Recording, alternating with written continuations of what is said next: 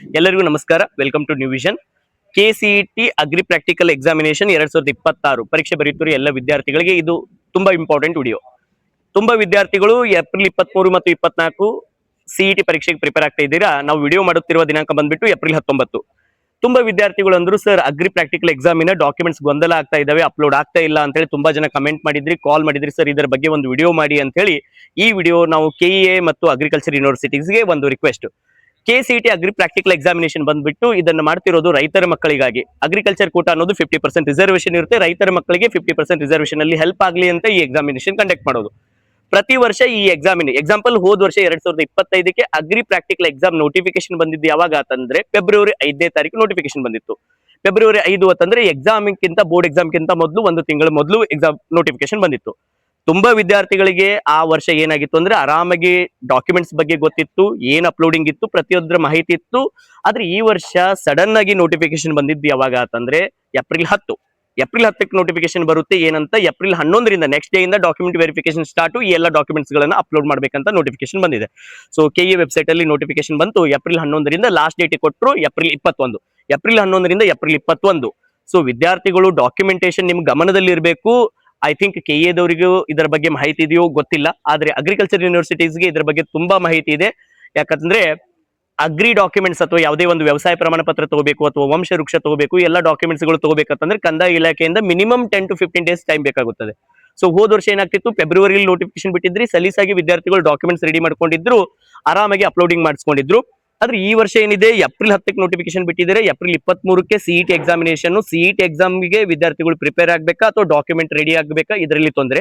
And government holidays ಬಂದ್ಬಿಟ್ಟು ಇವತ್ತು date 19 ರವಿವಾರ, ನಾಳೆ 20 ಬಸವ ಜಯಂತಿ, 21 ಕ್ಲಾಸ್ ಡೇಟು. ನೀವು ನೋಟಿಫಿಕೇಶನ್ ಕೊಟ್ಟಿರೋದು April 10 and document uploading start ಮಾಡಿ ಅಂತ 11 ಕೇಳಿದ್ದಾರೆ. ವಿದ್ಯಾರ್ಥಿಗಳಿಗೆ ಇದರ ಬಗ್ಗೆ ಮಾಹಿತಿ ಯಾವುದೇ ಇಲ್ಲ. ಮೊದಲೇ ಯಾವುದೇ ರೀತಿಯ ವಿಡಿಯೋಸ್ ಗಳಲ್ಲಿ ನೀವು ಇದರ ಬಗ್ಗೆ ಎಕ್ಸ್ಪ್ಲೇನ್ ಮಾಡಿಲ್ಲ. ಈ ಡೇಟ್ ಇಂದ ಸ್ಟಾರ್ಟ್ ಆಗುತ್ತೆ, ಡಾಕ್ಯುಮೆಂಟ್ಸ್ ರೆಡಿ ಇಟ್ಕೊಳ್ಬೇಕು. ಅಂಡ್ ಐ ಥಿಂಕ್ ನನಗೆ ಮಾಹಿತಿ ಇರೋ ಪ್ರಕಾರ, ನಾನು ಚೆಕ್ ಮಾಡಿದ್ರ ಪ್ರಕಾರ ನೋಟಿಫಿಕೇಶನ್ ಬಂದಿದ್ದು ಏಪ್ರಿಲ್ 10. ಅಂಡ್ ವಿದ್ಯಾರ್ಥಿಗಳಿಗೆ ಈ ವರ್ಷದಲ್ಲಿ ಏನ್ ಚೇಂಜಸ್ ಇದೆ ಅಂತಂದ್ರೆ ಕಂಪ್ಲೀಟ್ ಪ್ಲಾಟ್ಫಾರ್ಮ್ ಚೇಂಜ್ ಇದೆ. ಹೋದ ವರ್ಷ ಐ ಥಿಂಕ್ ನನ್ನ ಮಾಹಿತಿ ಪ್ರಕಾರ, ನಾನು ತಿಳಿದಿರೋ ಮಾಹಿತಿ ಪ್ರಕಾರ, ಹೋದ ವರ್ಷ ಅಗ್ರಿ ಡಾಕ್ಯುಮೆಂಟ್ ಅಪ್ಲೋಡಿಂಗ್ ಏನು ವೆಬ್ಸೈಟ್ ಇತ್ತು, ಐ ಥಿಂಕ್ ಅದನ್ನ ಯೂನಿವರ್ಸಿಟೀಸ್ ಅಥವಾ ಏನ್ ಗೊತ್ತಿಲ್ಲ, ದಟ್ ವಾಸ್ ವೆರಿ ಸಿಂಪಲ್. ಅಲ್ಲಿ ಏನಿತ್ತು, ಡೈರೆಕ್ಟ್ ಆಗಿ ಇನ್ಕಮ್ ಸರ್ಟಿಫಿಕೇಟ್ ಅಪ್ಲೋಡ್ ಮಾಡಿ ಅಥವಾ ವ್ಯವಸಾಯ ಪ್ರಮಾಣ ಪತ್ರ ಅಪ್ಲೋಡ್ ಮಾಡಿ RD ನಂಬರ್ ಹಾಕೋದಿತ್ತು. ಯಾವುದೇ ರೀತಿ ತೊಂದರೆ ಇರಲಿಲ್ಲ. ಈ ವರ್ಷ ಅಪ್ಲೋಡಿಂಗ್ ಮಾಡ್ತಿದ್ದಾರೆ. ಸೊ ಅಪ್ಲೋಡಿಂಗ್ ಮಾಡೋಕೆ ಅಗ್ರಿ ಸರ್ಟಿಫಿಕೇಟ್ ಅಪ್ಲೋಡ್ ಮಾಡಕ್ ಹೋಗ್ತಾರೆ. ಅದರಲ್ಲಿ ಏನಂತಾರೆ, ತಂದೆ ಹೆಸರಲ್ಲಿ ಅಪ್ಲೋಡ್ ಮಾಡ್ತಾರೆ. ಯಾಕಂದ್ರೆ ವ್ಯವಸಾಯ ಪ್ರಮಾಣ ಪತ್ರ ನಿಮಗೆ ಗೊತ್ತಿರೋ ಹಾಗೆ, ಅಂಡ್ ನನ್ನ ಮಾಹಿತಿ ಪ್ರಕಾರ, ನನ್ಗೆ ಗೊತ್ತಿರೋ ಪ್ರಕಾರ, ಇಷ್ಟು ವರ್ಷದಿಂದ ನಾನು ಡಾಕ್ಯುಮೆಂಟೇಶನ್ ಪ್ರತಿ ವರ್ಷ ನೋಡ್ತಿದ್ದೀನಿ, ಏನಿದೆ ವ್ಯವಸಾಯ ಪ್ರಮಾಣ ಪತ್ರ ಫಾರ್ಮ್ಯಾಟ್. ಮತ್ತು ನಾವು ನೋಟಿಫಿಕೇಶನ್ ವಿದ್ಯಾರ್ಥಿಗಳು, ಎಲ್ಲ ವಿದ್ಯಾರ್ಥಿಗಳು ಏನ್ ಮೆಸೇಜ್ ಹಾಕಿದ್ದಾರೆ, ಸರ್ ನಾವು ಡಾಕ್ಯುಮೆಂಟ್ ಯಾವ ರೀತಿ ರೆಡಿ ಮಾಡಿಸಿದೀವಿ ಅಂದ್ರೆ, KEದವರು ಮತ್ತು ಅಗ್ರಿ ಯೂನಿವರ್ಸಿಟೀಸ್ ಅವರು ಏನು ಏಪ್ರಿಲ್ 10ಕ್ಕೆ ನೋಟಿಫಿಕೇಶನ್ ಬಿಟ್ಟಿದ್ದಾರೆ, ಆ ನೋಟಿಫಿಕೇಶನ್ ಅಲ್ಲಿ ಏನು ಫಾರ್ಮ್ಯಾಟ್ಸ್ ಗಳನ್ನ ಕೊಟ್ಟಿದ್ದಾರೆ ಅದೇ ರೀತಿ ಡಾಕ್ಯುಮೆಂಟ್ಸ್ ರೆಡಿ ಮಾಡಿದ್ದೀವಿ. ಅದರಲ್ಲಿ ಫಾರ್ಮ್ಯಾಟ್ ಕೊಟ್ಟಿದ್ದಾರೆ ಏನು, ಮೊದಲೇ ಫಾರ್ಮ್ಯಾಟ್ ಕೊಟ್ಟಿದ್ದಾರೆ ವ್ಯವಸಾಯಗಾರರ ದೃಢೀಕರಣ ಪತ್ರ, ಎರಡನೇ ಫಾರ್ಮ್ಯಾಟ್ ವ್ಯವಸಾಯಗಾರ ಕುಟುಂಬ ಪ್ರಮಾಣ ಪತ್ರ. ಅಂದ್ರೆ ಎರಡು ಫಾರ್ಮ್ಯಾಟ್ ಗಳಲ್ಲಿ ನಡೆಯುತ್ತೆ ಅಂತ ಅರ್ಥ. ಸೊ ತುಂಬಾ ವಿದ್ಯಾರ್ಥಿಗಳು ವ್ಯವಸಾಯಗಾರ ದೃಢೀಕರಣ ಪತ್ರ ಇದೆ. ಇನ್ನೊಂದು ಗಮನದಲ್ಲಿ, ವ್ಯವಸಾಯಗಾರರ ದೃಢೀಕರಣ ಪತ್ರದಲ್ಲಿ ಅಗ್ರಿಕಲ್ಚರ್ ಲ್ಯಾಂಡ್ ಯಾರ ಹೆಸರು ಇರುತ್ತೆ ಅವ್ರ ಹೆಸರು ಮಾತ್ರ ಬರುತ್ತೆ, ತಂದೆ ತಾಯಿ ಯಾರ ಹೆಸರು ಇರುತ್ತೆ. ಕುಟುಂಬ ಸದಸ್ಯ ಪ್ರಮಾಣ ಪತ್ರದಲ್ಲಿ ಸ್ಟೂಡೆಂಟ್ ಹೆಸರು ಬರ್ಬೋದು, ಬರದೇ ಇರಬಹುದು. ಯಾಕಂದ್ರೆ ಡಾಕ್ಯುಮೆಂಟ್ಸ್ ತಂದು ತೋರಿಸಿದ್ದಾರೆ ತುಂಬಾ ಸ್ಟೂಡೆಂಟ್ಸ್. ದೃಢೀಕರಣ ಪತ್ರ ಅಪ್ಲೋಡ್ ಮಾಡಕ್ ಹೋದ್ರೆ ಏನ್ ಬರ್ತಿದೆ, ಎರರ್ ಅಂತ ಬರ್ತಿದೆ, ರಿಜೆಕ್ಟೆಡ್ ಅಂತ ಬರ್ತಿದೆ. ಸೊ ವಿದ್ಯಾರ್ಥಿಗಳು ಗಾಬರಿ ಆಗ್ತಿದ್ದಾರೆ. 3-4 ದಿನಗಳಲ್ಲಿ ಸಿಇಟಿ ಎಕ್ಸಾಮ್ ಇದೆ, ಸೊ ರಿಜೆಕ್ಟೆಡ್, ಎರರ್ ಅಂತ ಬರ್ತಾ ಇದೆ. ತುಂಬಾ ವಿದ್ಯಾರ್ಥಿಗಳು KE ಹೆಲ್ಪ್ ಲೈನ್ ಕಾಲ್ ಮಾಡಿದ್ದಾರೆ, ಹೇಳಿದ್ದಾರೆ ಎರರ್ ಬರ್ತಿದ್ರೆ ಹಂಗೆ ಕಂಟಿನ್ಯೂ ಮಾಡಿ, ಏನು ತೊಂದರೆ ಆಗಲ್ಲ ಅಂತ ಹೇಳ್ತಾ ಇದ್ದಾರೆ. ಓಕೆ, ಒಪ್ಕೋತೀನಿ. ತುಂಬಾ ವಿದ್ಯಾರ್ಥಿಗಳಿಗೆ ಇದು ಕಾಲ್ ಮಾಡಿ ಕೇಳ್ತಿದ್ದಾರೆ ಗೊತ್ತು, ಆದ್ರೆ ತುಂಬಾ ಪೇರೆಂಟ್ಸ್ ಗೆ ಗೊತ್ತಾಗ್ತಾ ಇರಲ್ಲ. ಇದ್ರ ಬಗ್ಗೆ KEದವರಾಗ್ಲಿ ಅಗ್ರಿಕಲ್ಚರ್ ಯೂನಿವರ್ಸಿಟೀಸ್ ದವರಾಗ್ಲಿ ಒಂದು ರಿಕ್ವೆಸ್ಟ್ ಏನಂತಂದ್ರೆ, ದಯವಿಟ್ಟು ವಿದ್ಯಾರ್ಥಿಗಳಿಗೆ, ಪಾಲಕರುಗಳಿಗೆ ಇದರ ಬಗ್ಗೆ ಒಂದು ಮಾಹಿತಿ ಕೊಡಿ. ಎರರ್ ಬರ್ತಾ ಇದ್ರೆ ಏನ್ ಮಾಡಬೇಕು, ಅಥವಾ ಒಂದು ವಿಡಿಯೋ ಮುಖಾಂತರ ಆದ್ರೂ ಹೇಳಿ, ಅಥವಾ ನಿಮ್ಮ ಲಾಗಿನ್ ಪೇಜ್ ಬಂದಾಗ ಅದರಲ್ಲಿ ಒಂದು ನೋಟಿಫಿಕೇಶನ್ ಆದ್ರೂ ಕೊಡಿ. ಸೊ ಈ ರೀತಿ ತೊಂದರೆ ಆಗ್ತಿದ್ರೆ ಏನ್ ಮಾಡ್ಬೇಕು ಅನ್ನೋದಕ್ಕೊಂದು ಮಾಹಿತಿ ಕೊಡಿ. ಯಾಕಂದ್ರೆ ಕಾಲ್ ಮಾಡಿದವ್ರಿಗೆ ಅಷ್ಟೇ ಗೊತ್ತಾಗ್ತದೆ. ಎಷ್ಟೋ ಜನ ಒಂದು 10 ಸರ್ತಿ ಕಾಲ್ ಮಾಡಬೇಕು, 15 ಸರ್ತಿ ಕಾಲ್ ಮಾಡಬೇಕು, ಗೊತ್ತಾಗುತ್ತೆ. ಸೊ ತುಂಬಾ ವಿದ್ಯಾರ್ಥಿಗಳು ಯಾಕಂತಂದ್ರೆ ರಿಪೀಟರ್ಸ್ ಇರ್ತಾರೆ, ಒಂದು ವರ್ಷ ವೇಸ್ಟ್ ಮಾಡಿರ್ತಾರೆ, ಅವ್ರು ಲಾಂಗ್ ಟರ್ಮ್ ಮೆಡಿಕಲ್ ಓದ್ತಿರ್ತಾರೆ, ಸೆಕೆಂಡ್ ಆಪ್ಷನ್ ವೆಟರ್ನರಿ ಕೊಟ್ಟಿರ್ತಾರೆ. ಇಲ್ಲ ಅಂತಂದ್ರೆ ಸ್ವಲ್ಪ ಜನ ಐತಲ್ಲಿ ಬೋರ್ಡ್ ಎಕ್ಸಾಮಿನೇಷನ್ ಮುಗಿದಿದೆ, ಸಿಇಟಿಯಲ್ಲಿ ಪ್ರಾಕ್ಟಿಕಲ್ ಎಕ್ಸಾಮ್ ಮುಖಾಂತರ, ಇದ್ರ ಮುಖಾಂತರ ನಾನು ಅಗ್ರಿ ವೆಟರ್ನರಿ ಮಾಡ್ಬೇಕಂತ ಆಸೆ ಇರುತ್ತೆ. ಸೊ ಇದ್ರ ಮೇಲೆ ಹೋಪ್ಸ್ ಇಟ್ಟಿರ್ತಾರೆ. ಅದರಲ್ಲಿ ಗೊಂದಲ ಏನಂತಂದ್ರೆ ಏಪ್ರಿಲ್ 23, 24 ಸಿಇಟಿಗೂ ಪ್ರಿಪೇರ್ ಆಗ್ತಿರ್ತಾರೆ.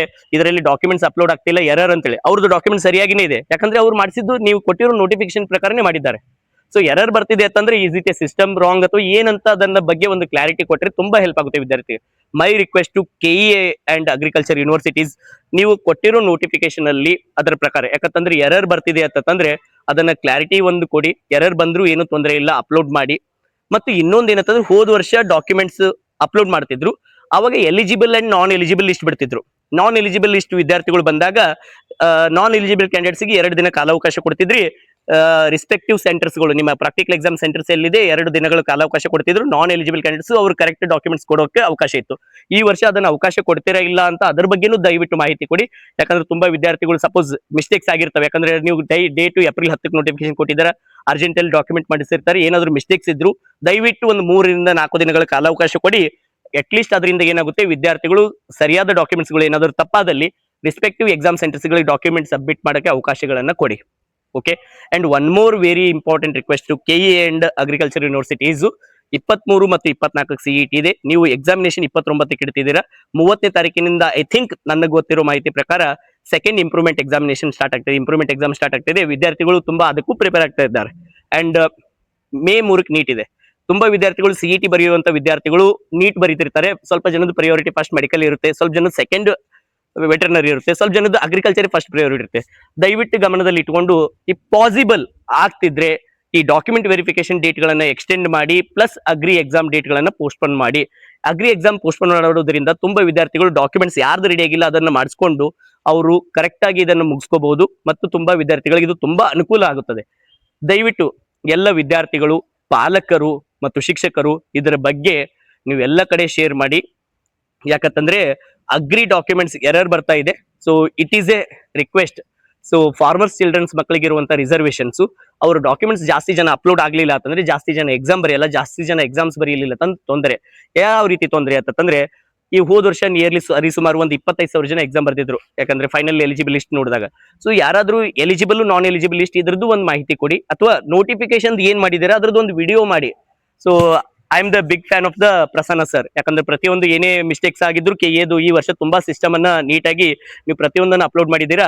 ಪ್ರಸನ್ನ ಸರ್, ದಯವಿಟ್ಟು ಒಂದು ಸರ್ತಿ ವಿದ್ಯಾರ್ಥಿಗಳನ್ನ ಗಮನದಲ್ಲಿ ಇಟ್ಟುಕೊಂಡು ಕೃಷಿಕ ಮಕ್ಕಳಿಗೆ ಸೊ ಈ ಡಾಕ್ಯುಮೆಂಟ್ಸ್ ಅಲ್ಲಿ ಏನ್ ಎರರ್ಸ್ ಆಗ್ತಾ ಇದೆ, ಏನ್ ತೊಂದರೆ ಆಗ್ತಿದ್ದಾವೆ, ಒಂದು ಸರ್ತಿ ನೀವು ಇದನ್ನ ವಿಡಿಯೋ ಮುಖಾಂತರ ಅಥವಾ ಇದರ ನೋಟಿಫಿಕೇಶನ್ ಮುಖಾಂತರ ಹೇಳಿದ್ರೆ ತುಂಬಾ ಹೆಲ್ಪ್ ಆಗುತ್ತದೆ. ಯಾಕಂದ್ರೆ ನನಗೆ ಗೊತ್ತಿರೋ ಮಾಹಿತಿ ಪ್ರಕಾರ ನನ್ನ ಕ್ಲಾಸ್ಮೇಟ್ಸ್ ಆಗಲಿ, ಜೂನಿಯರ್ಸ್ ಆಗಲಿ, ಸೀನಿಯರ್ಸ್ ಆಗಲಿ ಕಾಂಪಿಟೇಟಿವ್ ಎಕ್ಸಾಮ್ ಪ್ರಿಪೇರ್ ಆಗ್ತಿದ್ದಾರೆ. ನೀವು ಹೊಸ ಬದಲಾವಣೆಗಳು ತಂದಿದ್ದೀರಾ ಕೆಇಎ ಮುಖಾಂತರ ಎಕ್ಸಾಮ್ ಅಲ್ಲಿ. ಮತ್ತೆ ನಿನ್ನೇನು ಕೃಷಿ ಅಧಿಕಾರಿ, ಅಗ್ರಿಕಲ್ಚರ್ ಆಫೀಸರ್ ನೋಟಿಫಿಕೇಶನ್ ಅನ್ನು ಬಿಟ್ಟಿದ್ದೀರಾ, ಒಳ್ಳೆ ನೋಟಿಫಿಕೇಶನ್ ಕೊಟ್ಟಿದ್ದಾರೆ. ನನಗೆ ತುಂಬಾ ಖುಷಿ. ಈ ಪ್ರಾಯೋಗಿಕ ಪರೀಕ್ಷೆ ಒಂದು ಅಗ್ರಿಕಲ್ಚರ್ ಸ್ಟೂಡೆಂಟ್ಸ್ ಸ್ಪೆಷಲಿ ಅವರು ಇನ್ನೂ 3-4 ದಿನದಲ್ಲಿ ಸಿಇಟಿ ಇದೆ, ತುಂಬಾ ಗಾಬರಿಯಲ್ಲಿದ್ದಾರೆ. ಅಂದ್ರೆ ಡಾಕ್ಯುಮೆಂಟ್ಸ್ ರೆಡಿ ಮಾಡ್ಬೇಕಾ, ನಾಳೆ ಗೌರ್ಮೆಂಟ್ ಹಾಲಿಡೇ, ನಾಡಿದ್ದು ಕೊನೆಯ ದಿನಾಂಕ, ಎಕ್ಸಾಮ್ ನಿಯರ್ ಬಂದಿದೆ ಎಕ್ಸಾಮಿನೇಷನ್ಸ್, ಡಾಕ್ಯುಮೆಂಟ್ಸ್ ಇನ್ನೂ ರೆಡಿ ಆಗಿಲ್ಲ. ದಯವಿಟ್ಟು ಇದರ ಕಡೆ ಒಂದು ಸಾರ್ತಿ ಯೋಚನೆ ಮಾಡಿ ಒಂದು ಅಪ್ಡೇಟ್ ಅನ್ನ ಕೊಡಿ ಅಂತ ನಮ್ಮ ವತಿಯಿಂದ ಒಂದು ರಿಕ್ವೆಸ್ಟ್. ಯಾಕಂದ್ರೆ ತುಂಬಾ ವಿದ್ಯಾರ್ಥಿಗಳು ಇದನ್ನ ಕೇಳ್ತಿದ್ರು, ಅದರ ಸಲುವಾಗಿ ವಿಡಿಯೋ ಮಾಡಿದ್ವಿ. ಇದರಲ್ಲಿ ಏನಾದರೂ ತಪ್ಪುಗಳಿದ್ದರೆ ದಯವಿಟ್ಟು ಅವುಗಳನ್ನು ತಿಳಿಸಿ. Thank you.